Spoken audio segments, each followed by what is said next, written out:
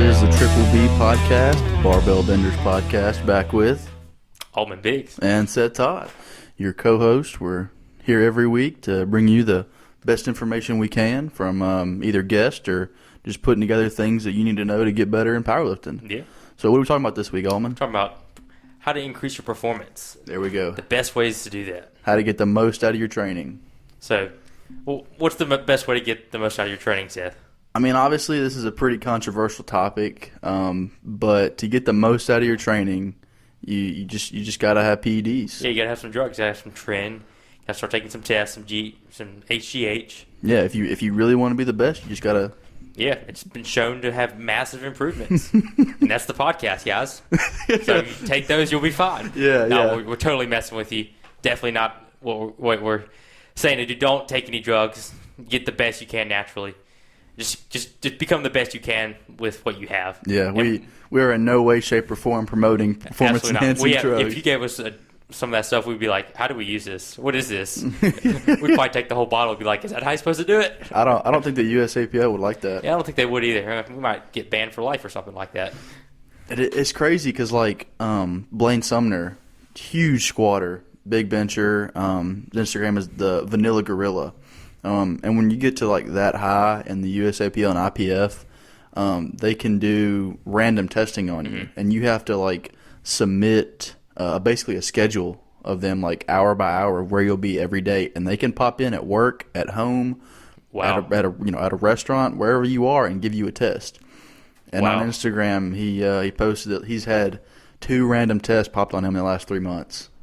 Wow, it just goes to show They want the best. They want the best people, but they don't want you to cheat while doing it. Yeah. That's why IPF is number 1 in drug-free powerlifting. Yeah, don't do drugs. That's right.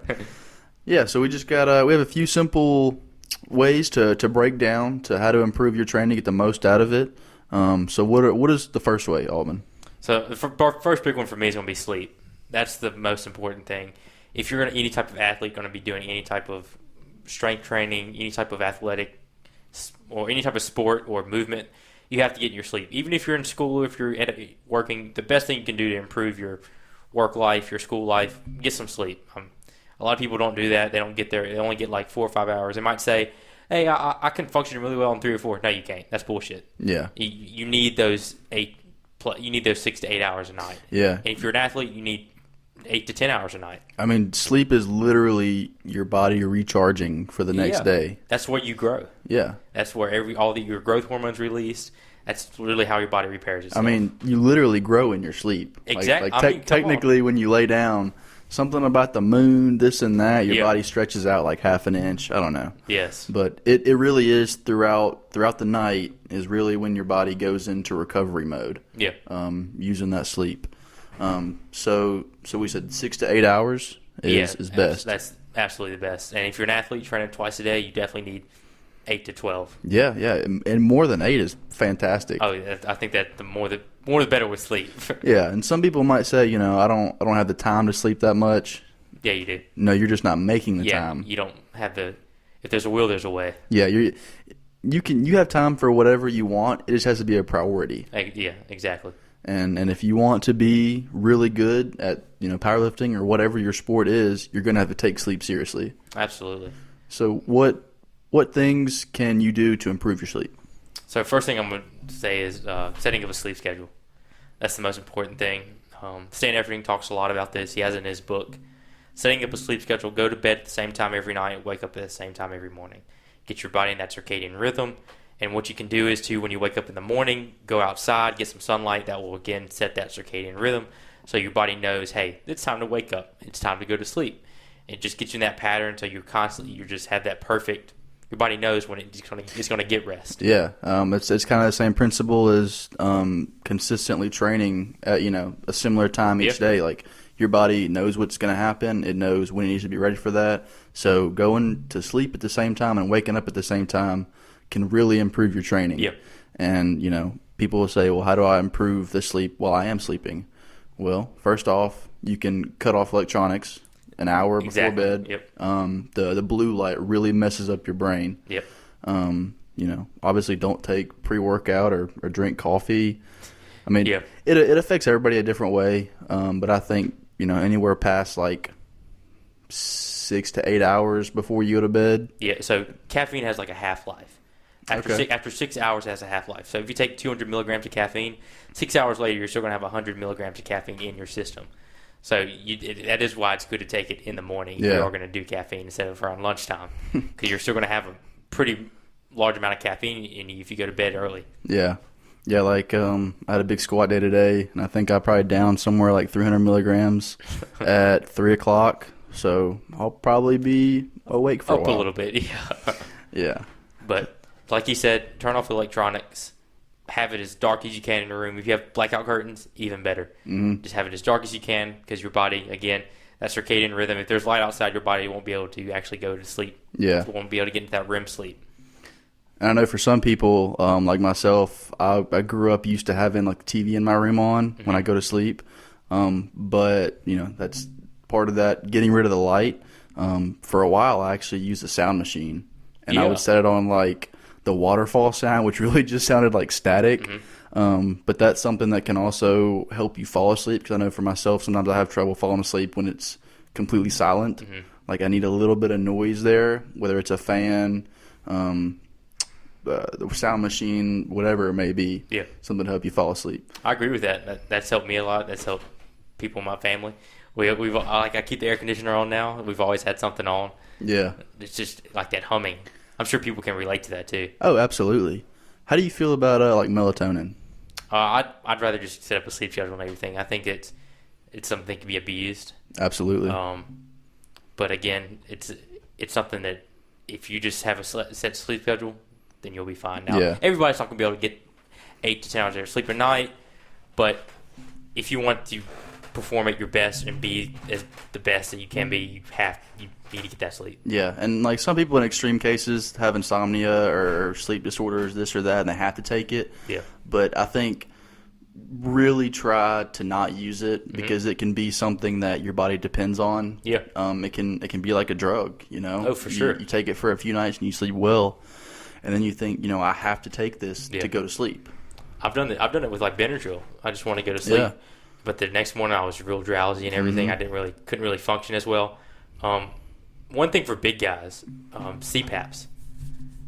When they have like sleep apnea? Yeah, sleep apnea. They have such big necks, and like the Stan talks about this with the strong men. They all have CPAPs because it helps them sleep more. Yeah, it helps them sleep better. So if you're a bigger person with sleep apnea, you might need to look at and invest in a CPAP. And it's like these strong men and these really super heavyweight powerlifters are so big, necks are so big, their chest is just has so much mass in it that they just laying on their back, they just have such a hard time breathing when they sleep. And some of them like literally can't breathe when they sleep unless they have a CPAP. Yeah, they're so dense. And maybe that droning sound will want to put you to sleep. Yeah, that's a good and bad thing about having a lot of muscle. Yeah. But so what's next for us? What's next? Eating, nutrition, what you put in your body. Yep, what you put in your body. I like what I'm going to quote Stan Efferding again. He talks about the Stan the Rhino Efferding. He talks about how putting instead of eating the foods you like, eat the foods that your stomach agrees with. That can be stuff that low FODMAP foods, so foods that don't really cause a lot of gas, low GI stress. That can be like white rice, really easy to digest. Mainly just higher glycemic foods. Yeah. Instead of doing something like wheat, bread, it takes a little bit longer for that to digest, especially if you're trying to put on size. It makes it a little bit harder. But definitely food. I kind of want to dispel the myth of you have to eat 6 times a day. I've done that. I'm sure you've tried that. You don't have to do that. Now, if you are an athlete, 3 to 5 times a day is definitely best. 4 to 5 times has been shown to increase muscle mass. Yeah. But if you're just a normal person, 3 times a day is fine, and you're not really trying to be an athlete or put on a significant amount of size. Right. 3 times a day is fine, with maybe a snack in there. And calorie maintenance is really, like I told a guy this today, it's complicated, but it's also simple at the same time. Like, down to the basics, it's calories in versus calories out. Exactly, that's it.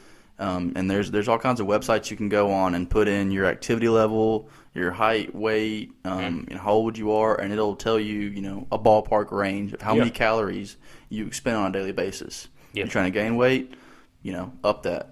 Yeah, for sure. Do more than you expend, and you will gain weight. Absolutely. But you have to do it consistently. That's the thing. People think that when they get on track these calories and everything, everybody's going to change like that moment, or that in those next 2 days. No, get a scale, watch the scale, stay consistent with it, take progress pictures, and see what happens to you in about 2 weeks. And weigh in the morning. Yeah, right when you wake up, after you pee, after you poop, everything, just to make sure you're clean. Because you'll be the lightest throughout the day in the morning. Oh, obviously. for sure, yeah. You've had 8 to 12 hours where you haven't eaten anything, so yeah, for sure. That brings to another point. There's been research shown that 40 grams of protein before bed is optimal. Yeah. So your body has something to feed on, preferably at more of a casein type of protein, so maybe like beef. So it takes a little bit longer for it to digest. Okay. So it lasts a little bit longer at night instead of eating something like maybe whey protein. Since it kind of uptakes pretty fast. Yeah. Maybe something like beef, salmon, maybe something with a little bit more fat. So you do, because fat makes digestion a little bit slower. Yeah. So you can have that kind of long protein synthesis throughout the night. Okay.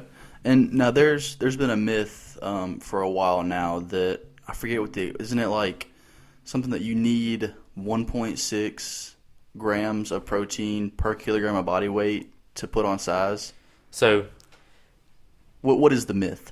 So the myth is you need a lot of protein to put on size, which is kind of not true anymore. If you it's more of 0.8.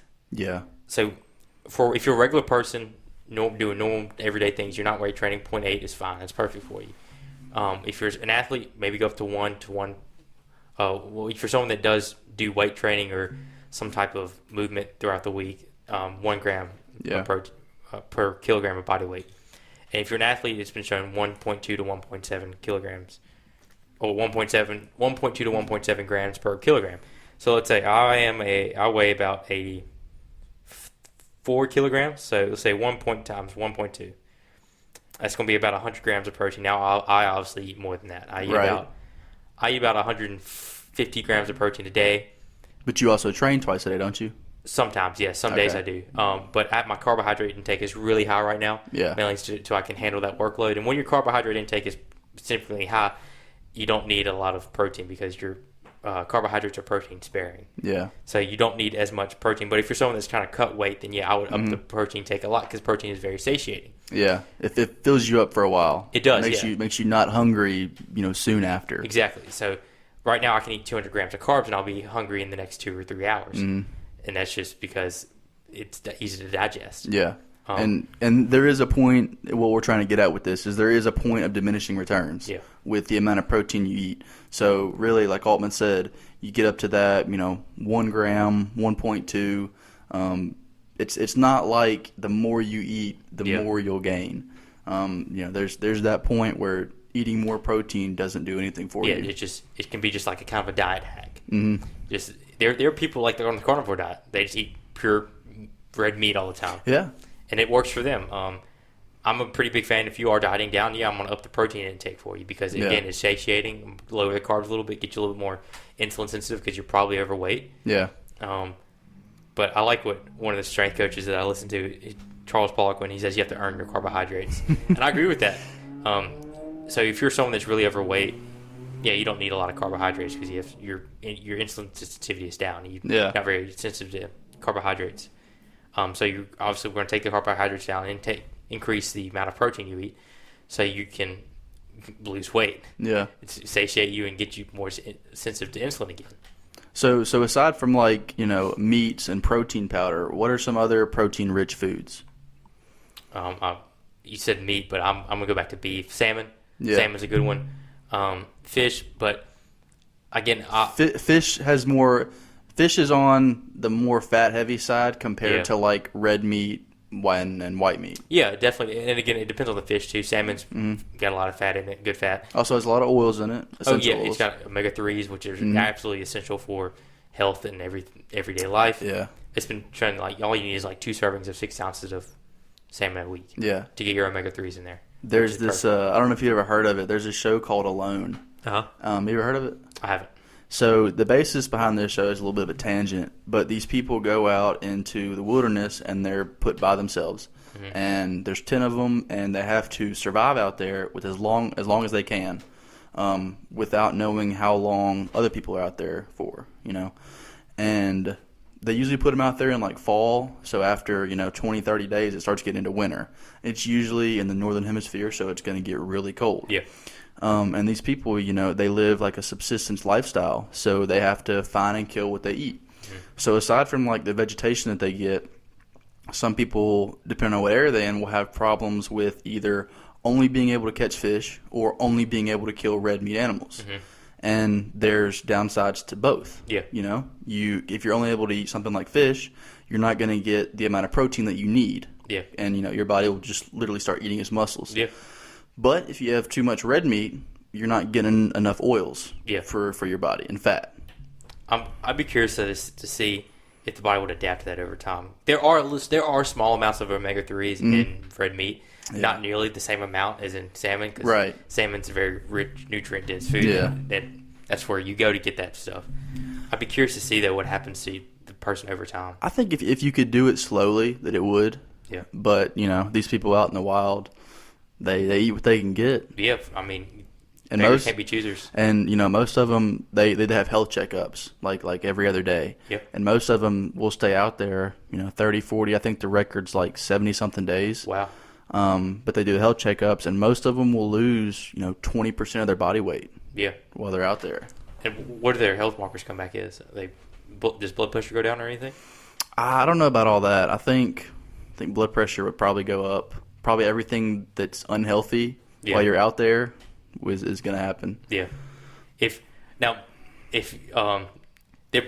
We don't know what their health is like, but if you're somebody that is overweight, the best way to improve your blood pressure is to lose weight. Yeah. just to increase your quality of life, just lose weight.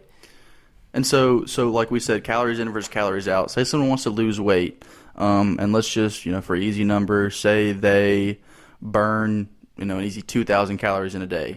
How far below that should they go? So, I kind of just had an experience with this. So, I'm going to increase the workload first. Okay. I'll probably keep them at maintenance, whatever they've been eating. Get them to track that first. Yeah, tracking what you eat is so important. Track what they eat in a day, and then we'll figure out, okay, you eat about this many calories in a day, but now let's make that good food. Let's make that like red meat. Let's make it some rice. Maybe let's add in a sweet potato, spinach, bell peppers, just better, more nutrient-dense foods. More higher quality foods instead of eating McDonald's burgers. Not processed food. Not processed foods, exactly. And then increase the workload. I'm saying everything. Talks a lot about 10-minute walks. Yeah. I think that's one of the best places to start. Now, one thing I've started doing with my clients is instead of doing starting out with 3 10-minute walks a day, we'll start out with 1. Yeah. That's all I want you to do. After one meal, go for one 10-minute walk. That's it. And this is, of course, on top of their weight training, which is 3 to 4 times a week. And correct me if I'm wrong, but the 10-minute walk after you eat, it actually gets your body in a state of starting to digest quicker. Exactly, yeah. It helps you digest faster. It decreases your blood pressure.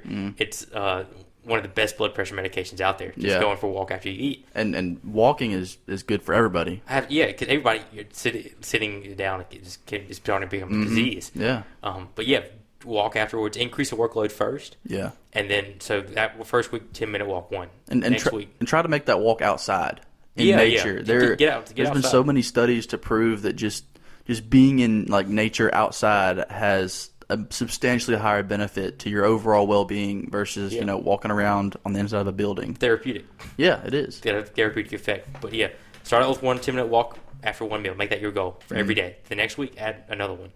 Go for 2 10-minute walks after 2 meals. Yeah. Then third week, add another one. And then after, if you're starting to lose weight and you're losing weight good, cool, keep it the same right then. Yeah. But when you start to kind of fall off, that's when you decrease the calories a little bit. Right. Don't start off by just decreasing the calories first. That's what everybody does, and then you decrease the calories so much, you're in such a deficit that you destroy your metabolism, and you're so hungry all the time. Yeah. I think that's the worst way to do it. Increase your workload, and watch the progress happen. Yeah. And if you go on 3 10-minute walks a day, I mean, you might think that's boring. Hey, put in your headphones. Go ahead and turn up the Barbell music. Benders podcast. Yeah, there you go. You know, you get over 3 walks, 10 minutes a day. You know, that's one of our episodes. That's episode. Yeah. Simple. Yep. And with these walks, make them brisk. Yeah. Do them with a purpose. Yeah. Get your heart rate up. There was Stan Everything talks about this. I don't know the exact study for it, but it was showing that instead of doing 1 30-minute walk a day, two 15-minute walks at a brisk pace with a purpose had much better results. Yeah. So it's doing it with a purpose and not just casually going out. They walked half the amount of steps that the other people did. Oh, wow. And just got better results. And it can also be hard to find a whole 30-minute block to do that Yeah, in. exactly. So just starting small, 10 minutes, 15 minutes Yep. can be the most beneficial. Yep, mental clarity too, like you mentioned. Yeah. So you mentioned metabolism. And one thing that I've kind of noticed with myself, and I've heard a little bit here and there, is like eating after a certain time of night will actually decrease your metabolism and cause you to gain weight more. Yeah, that's bullshit. Really? Yeah, absolutely, dude. Yeah. Your body. So like It's like you said, it's calories in versus calories out. If you're getting, say, 3,000 calories in, if you take those 3,000 calories in, and like at 8:00 a.m., that's 3,000 calories you've eaten that day. Yeah. And if you take 3,000 calories in at 12 o'clock at night, that's 3,000 calories you've eaten that night. And so it's still 3,000 calories that day. So it's kind of along the same principle of like the you have to get your protein within 30 minutes of a workout myth. I do like it within an hour. Yeah. I think that is beneficial. Protein synthesis is a little bit. It has been shown, like getting in class the other day, I learned that it is beneficial. There's a small little benefit. Mm-hmm. It's not super major, but over time, I think it would build on each other. Because your body's just more readily to break down that protein. Yeah, but after it's like a workout. 3 to 4 hour window. Okay. It's of high quality. Yeah, but I do think the sooner the better. Why not? Yeah. It's not going to hurt you. It's not going to make you that much worse either. But it's not like if you get home after your workout and you're at 28 minutes after you finish and you don't get that protein within 2 minutes, you're just gonna have no effects from it. Yeah. No. I mean, like it's not like your body's gonna say, "Oh, well, I mean, it's been 30 minutes. What do I do with this?" Yeah, that's not how it works. Yeah. Your protein synthesis is a little bit higher, but you'll be fine. And again, if you eat after 8:00 at night, you'll be fine. It's not like I'm going to eat after 8:00 tonight, and I guarantee you it won't send me into a catabolic state. So it won't lead to greater fat gain. It's actually probably better for you to eat, like I said, a little bit, like 40 grams of protein before you go to bed. Yeah. To get a little bit of keep that protein synthesis going throughout the night. Yeah. So just focusing on and worrying about what you eat, how you eat it, when you eat, and just tracking it. No matter whether you're powerlifted or not, can just benefit to your overall health. Yeah. You're more aware of what your body's doing, what you're putting in your body, and I think that has a lot of benefits. Yeah, compliance is the science. I've never heard That's that. another Stan Anthony quote. I like that. All right, so we got sleep. Yes. And eating is important. Yep. What's the third step? Recovery. That's so you had a big squat day today. I did. So what I would suggest is doing some type of walking tomorrow, or some type of hit under load. So maybe getting on a little bit of a recumbent bike, or just doing some light, just maybe 10 seconds on, or just really light tension, and then maybe 30 seconds off, then do it again. Do that 10 times. And what that's going to do is get the blood in there, because blood is what it helps you recover. Right. It brings in all the nutrients from the day and helps you recover that much more. Help your knees a lot. So yeah, walk around. Yeah, but that's probably.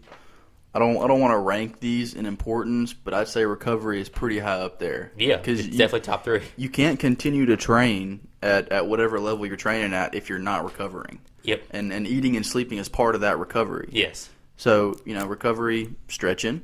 Yep. If that's what you like, then it helps. You think it helps you? Yep, absolutely.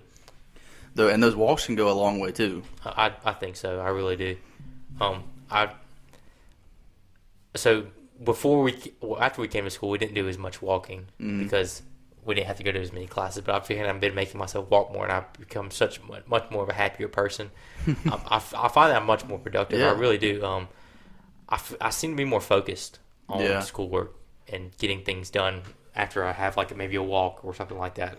I'm thinking, oh, okay, I went out and did something. Yay. Yeah, I mean, and it takes your mind off what you've been doing for so long. Yeah. these times in COVID, we're locked up inside.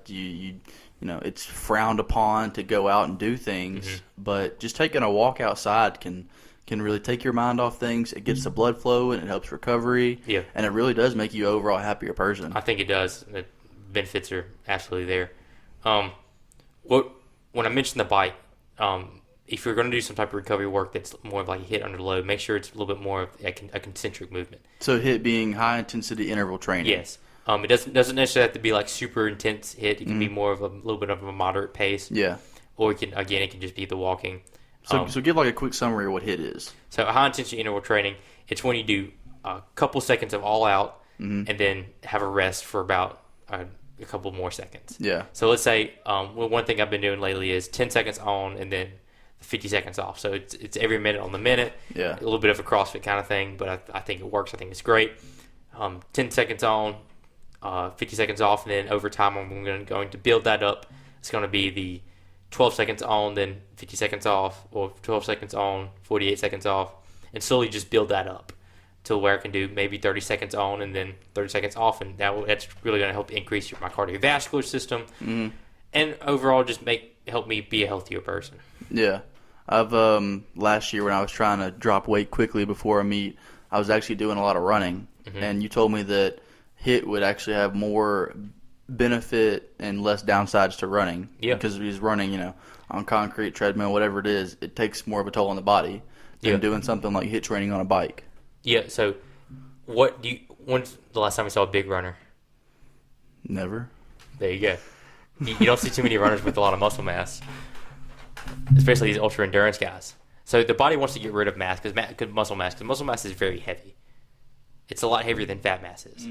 So it wants to get rid of that muscle mass because because you're telling your body two different things. I want to be strong, but I want to have endurance when I run. So you have to pick one. Do you want to either be strong or be skinny and run a lot? I've got a buddy of mine. He's probably gonna listen to this. He'd be like, "Yeah, he's probably right. He's a big runner guy." Yeah. But yeah, if you want to get as strong as possible, if you want to get as strong as possible, then yes, you have to focus your training to being as strong as possible. If you want to get as big as possible, focus your training to being as big as possible. If you want to be as lean as possible and make your endurance go through the roof, you have to focus on being more of an endurance person. Yeah. That's like I've heard people say, can I pursue bodybuilding and powerlifting at the same time? Well, yeah, you can, but then you're going to be mediocre at both. Yeah, you won't be great at either one. Because, they're both weight training focused, but they have different purposes and techniques behind the training. Yeah, some of the best bodybuilders in the world, they don't go down past like 20 reps. Yeah, not everybody's a Ronnie Coleman. Yeah, he's giftedly freak of all time. Very genetically gifted. So, eight-time Mr. Olympia, and then he was on the Joe Rogan show talking about squatting 800 for two, and he said, I could have done more than 800 for two, but I had two in my mind. Yep, I can't tell you how many times I've seen that video. Yeah, buddy. Yeah, buddy. Lightweight, baby. Ain't nothing but a peanut. But yeah, now the man can't even walk. I know which is awful. He said he never got injured when he was lifting, but maybe it's just the after effects of it. Oh yeah, and he was pretty low body fat percentage when he did it, so he didn't really have much cushion. I think you said he got down to like 0.3%. Yeah, that's bullshit too. There's no way. I'd say he was probably close to like 3. Yeah, but 0.3 he'd be dead. Really? Yeah. Remember that DK Metcalf? Mm-hmm. He was like 1% or 2% body fat. Yeah. 1.5%, something like that. There's no way you would be dead. You would have so little fat on you that you wouldn't have any fat in your organs probably. Mm-hmm. You would die. Yeah. No cushion there. And this just crossed my mind? Isn't like a little bit of fat, it's healthier for your joints? Oh, yeah. Because when you have no fat around your joints, they don't work as well. Yeah, it's a lot of bodybuilders, their feet hurt because they don't have any fat on their feet. If you look at athletes, what do athletes look like? They don't look like bodybuilders. Right. They're lean, yeah, but they're in that like anywhere from like that 6 to 15 to 20% body fat. Majority of your more athletic or aesthetically pleasing guys are in that kind of 8 to 12 or 15% body fat. Yeah. So you don't see athletes that look like bodybuilders because again, it's not healthy. So what are some like therapeutic ways for recovery? I think meditating, breathing. There you go. Breathing exercises. Like on the Apple Watches, they have like a breathing thing for like 5 minutes you can do. I think that's helpful. Okay. But yeah, meditation, that seems to work for a lot of people. Yeah. I'm a big fan of, if you're really sore after a training session, get on the heat pad. Because, so heat, it does add to and increase a little bit of muscle inflammation, doesn't it? But that gets the blood flowing, which, will aid in recovery. Yeah. So yes, I see a lot of people with like cold pads. Mm-hmm. Or, cold showers and stuff. Yeah. Cold tubs, too? Yeah, cold tubs. Yeah, cold tubs. I think that's fine. I think it depends on what kind of season you're in. Mm-hmm. If you're a bodybuilder, you want that inflammation so you can grow. Yeah. If you're an athlete, if you're in season, I would suggest getting in the cold tub because you want to recover in time. Yeah. Because the cold tub decreases inflammation. Yeah.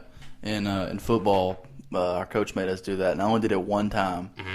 Because they loaded that thing with ice, and it had a little jet of water that was shooting right at my nads, and it was just awful. I looked at the thermostat on it, and it was like 43 degrees. He told me I had to sit there for 10 minutes.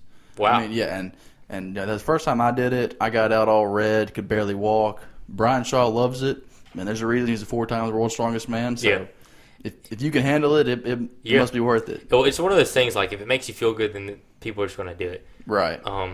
If it makes you feel good and that's what you want to do, I'm going to be like, dude, do it. That's fine with me. Yeah. And if you feel like it makes you that much of a better athlete, go for it. Yeah. If you don't want to do it, I'm not going to make you do it. I don't think it's going to make or break you. Yeah, right. It can only aid in your performance. Yeah.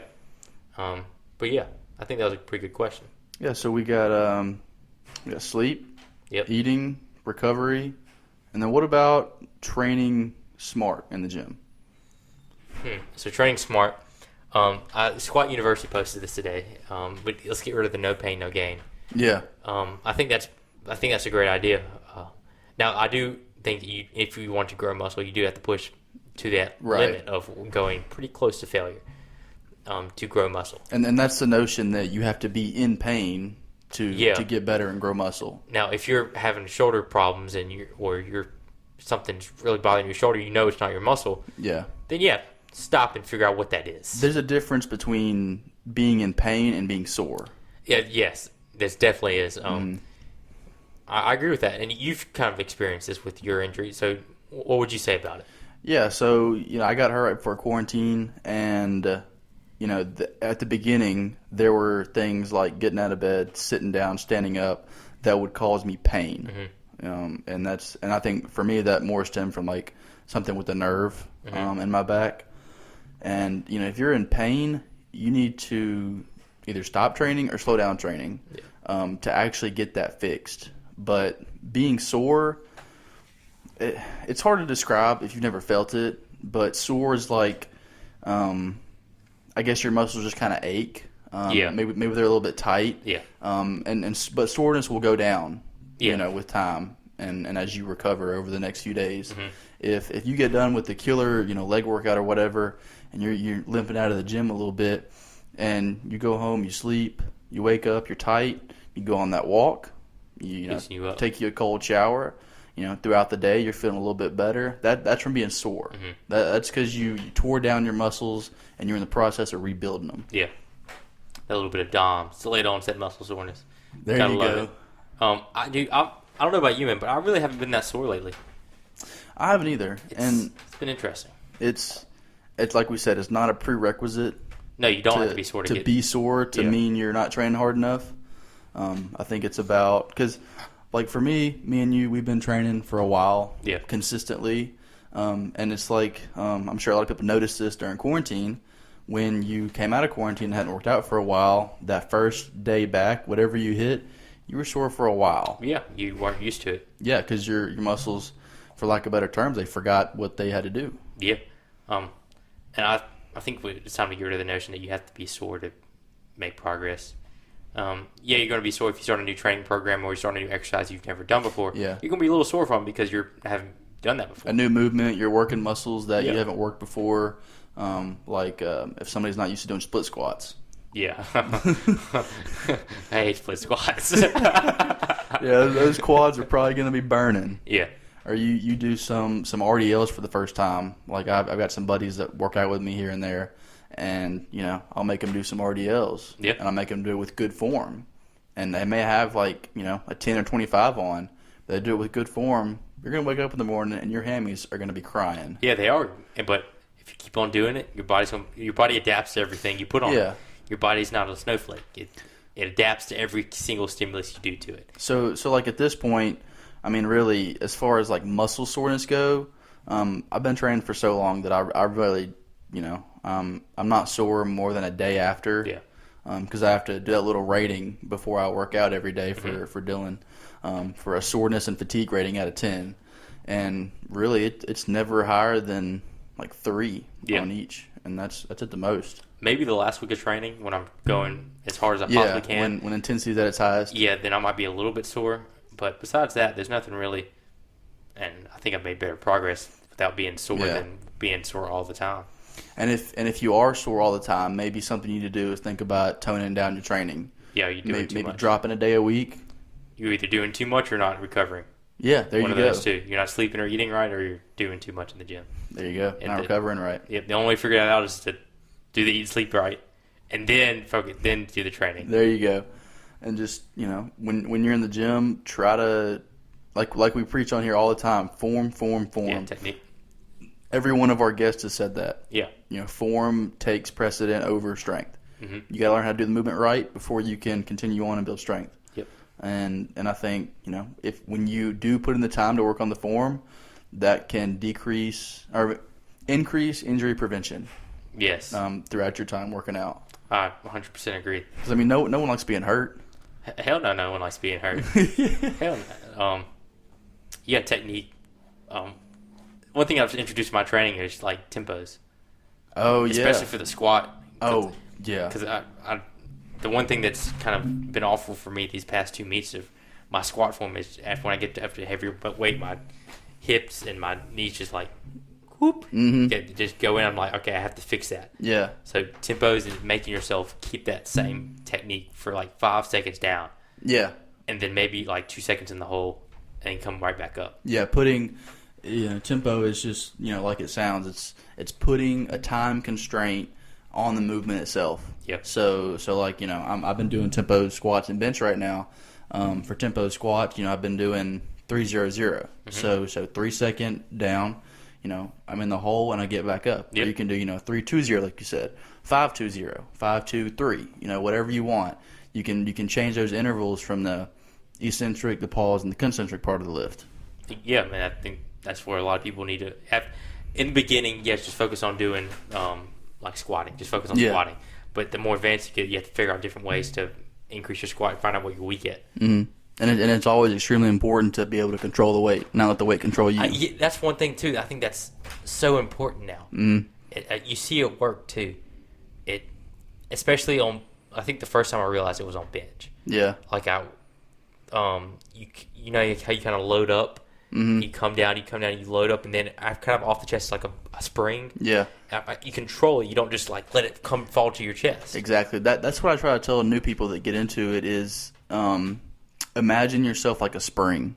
Mm-hmm. And it kind of more applies for bench. But just you should be tight at the start of the lift. Control the weight on the way down. Feel yourself getting tighter and tighter and tighter until you get to your chest. If you're doing pause, give it a pause. And then when you hit that chest, just explode off with everything. Yeah. I mean, it's breaking down what equip lifting is, using elastic potential in the material, and just imagining it like your body's doing that. Yes. And you can do the same thing with the squat. Exactly. And I think it does take time to learn that. I think I'm just now figuring it out. You probably are too. You just figure out how to make yourself as tight as possible so you get the most out of that lift. Mm-hmm. And I think it really works, man. People have seen it, like you said, this spring. Yeah. Bill Kazmaier thought of hydraulic presses. I think of like a rubber band. Okay. For some reason, I don't know. I was thinking of myself just like I'm pulling a rubber band. Yeah. And that's what works for me. But just technique and being intentional with the movement. Exactly. And again, don't let the weight control you. Mm-hmm. And the more you focus on, like you said, controlling the weight, being intentional, and you moving the weight, not the weight move you, the better you'll get quicker. I think so. Yeah, I 100% agree. It's amazing what happens when you fix somebody's form. Yeah. And their technique goes and their lift goes through the roof. We've seen that with some of the guys on the powerlifting team. Yeah. Their squats have gone through the roof, and we've just changed a few of their techniques. Like Zach told me today, he's like, dude, these guys' squat form has gotten so much better. Yeah. And I was like, yeah, because we really preach form over strength first. Yep, and they've gotten so much stronger. Yeah. Exactly. Like LU, one of the guys on the team, he squatted. When we first saw him, he could barely do like 215 for 4. He did 225 for 5 today. Dang. And which is fantastic. He's definitely gotten stronger. Jason's gotten a whole lot stronger. Like he did 295 today. He came in squatting 225, couldn't hit depth. Yeah. And now he's doing 295 with hitting depth while keeping pretty damn good form, I'd say. Yeah. And then Nick's getting stronger every single time. Dude, he did 290 deadlift. This guy weighs like 100. He's gained 11 pounds. He's at like 145 now. Yeah, he came in at 135. He's 145. That's awesome. He's gained 11 pounds since he's been here. So everybody's making progress. And the one thing that they've done, stay consistent. Yeah. And I think the sooner that people that have been in strength training for a while, the sooner that they start preaching form and technique over strength, the better people coming into the strength training world will be in the future. Because like I said, I've said this many times, in football, our coach didn't really care about form. You know, he'd give us those normal garbage cues that he didn't explain, don't mean anything unless you visualize it and understand the principle behind the cue. And if the cues don't work, try something else. Yeah. Different people understand different cues in different ways. Yep. And so I think the sooner that form and technique is at the forefront of strength training, the better people will start to get sooner. Exactly, and they won't get injured. They'll stay healthy for a much longer time. That's what we want. And now obviously, if you start getting up to 95 and 100%, your 1 rep max, like in a meet, form is going to start to be the first thing to break down. Yeah, absolutely. But that's when all that technique work that you did before comes in. But yeah, that's part of powerlifting. You have to kind of train at those heavier percentages so you know how to keep your form. Yeah, and to know at what weight your form starts to break down and what weight you should stop in going up. One thing I noticed, so with my previous training, I've done pretty sub-maximal work. And I was pretty good. I was technically sound at, I'm not going to say I was the best technique, which I definitely was, but my technique wasn't bad at lower weights. But as soon as I would get up to a heavier weight, everything would start to break down, especially at a meet. Yeah. So now I'm focusing more on, all right, let's get some of the heavier loads in there, so I can train my body to handle these loads while maintaining the right technique. Yeah. There we go. Boom. It's that simple. Yep. So, number 1, no PEDs. Yep, definitely not. I mean, your body's your body. Do what you want, but max out your natural potential, which, let's be honest, majority of people don't. Exactly. So, but do the best you can. Train harder than everybody else. That's right. No PEDs. Get your sleep. Get your nutrition, eating right. Take some walks. Yep. And then recovery and train smart. Yep. There we go. That's your list of 5 things to make your training performance that much better. There we go. All right, guys. We hope you've enjoyed this episode. We we'll be back soon with some pretty big time guests. Yeah, we're excited. Again, want to thank all of you. We're growing fast. Yeah, we've got a lot of listeners now, and that's all possible because of you. Yeah, and we like to do the balance between informational podcast and also getting with guests, because we realize that people that are new in the strength training world really probably don't know who these guests are. Yeah. It's cool for us to talk to them because we know, but we also want to put out content that will benefit people getting into strength training that they can learn from. So if you learn something from any of our episodes, share it with a friend that wants to start lifting. Or let us know, because we love to hear feedback on what we can do better to make it better for you.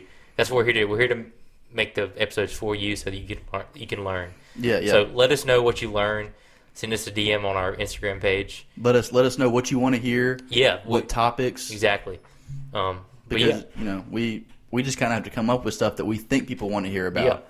Yeah. If we actually heard people tell us what they want to hear from, we could put out content that would actually benefit you guys in a better way. Exactly. So send us a message. Let us know.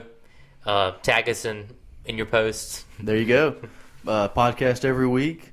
And you can find the podcast at triple.b.podcast. Altman. At Big Skull with Strength. There we go. And Seth.Todd76. Thank you, everybody, for listening. And we hope you come back.